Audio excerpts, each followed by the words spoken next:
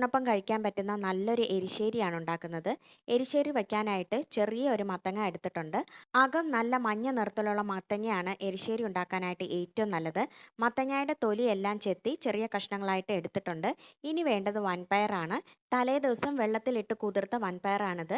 അതിനെ നന്നായിട്ട് കഴുകി എടുത്തിട്ടുണ്ട്. മത്തങ്ങ എല്ലാം ഒരു കുക്കറിൻ്റെ അകത്തേക്ക് ഇട്ട് കൊടുത്ത ശേഷം കുതിർന്ന വൻപയറും കൂടി ഇട്ട് കൊടുക്കുന്നുണ്ട്. എരിവിനായിട്ട് 3 പച്ചമുളകും കൂടി വെച്ച് കൊടുക്കുന്നുണ്ട്. വേകാനായിട്ട് 1/4 ഗ്ലാസ് വെള്ളം ഒഴിച്ചു കൊടുത്ത ശേഷം ഒരു വിസിൽ വേവിച്ചെടുക്കാം. ഇനി വേണ്ടത് 5 ടേബിൾ സ്പൂൺ തേങ്ങയാണ്. ഇതിലേക്ക് 1 ടീസ്പൂൺ ജീരകം കൂടി ഇട്ട് കൊടുത്ത ശേഷം ആവശ്യത്തിന് വെള്ളം ഒഴിച്ച് നല്ലതുപോലെ പേസ്റ്റായിട്ട് അരച്ചെടുക്കണം. ഒരു വിസിൽ വന്നു കഴിഞ്ഞാൽ ഫ്ലെയിം ഓഫ് ചെയ്യാവുന്നതാണ്. പ്രഷറെല്ലാം പോയതിന് ശേഷം കുക്കർ തുറന്ന് മത്തങ്ങയും വൻപയറും ഒരു ചട്ടിയിലേക്ക് ഇട്ട് കൊടുക്കാം. ഇതിലേക്ക് ആവശ്യമായ ഉപ്പ് ചേർത്ത ശേഷം അരപ്പും കൂടി ചേർത്ത് കൊടുക്കാം.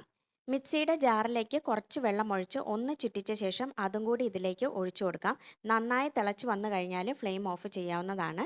ഇനി ഒരു പാൻ വെച്ച ശേഷം 3 ടേബിൾ സ്പൂൺ വെളിച്ചെണ്ണ ഒഴിച്ചു കൊടുക്കാം. ഇതിലേക്ക് കടുക് പൊട്ടിച്ച ശേഷം 3 ചെറിയ ഉള്ളി അരിഞ്ഞത് ഇട്ട് കൊടുക്കുന്നുണ്ട്.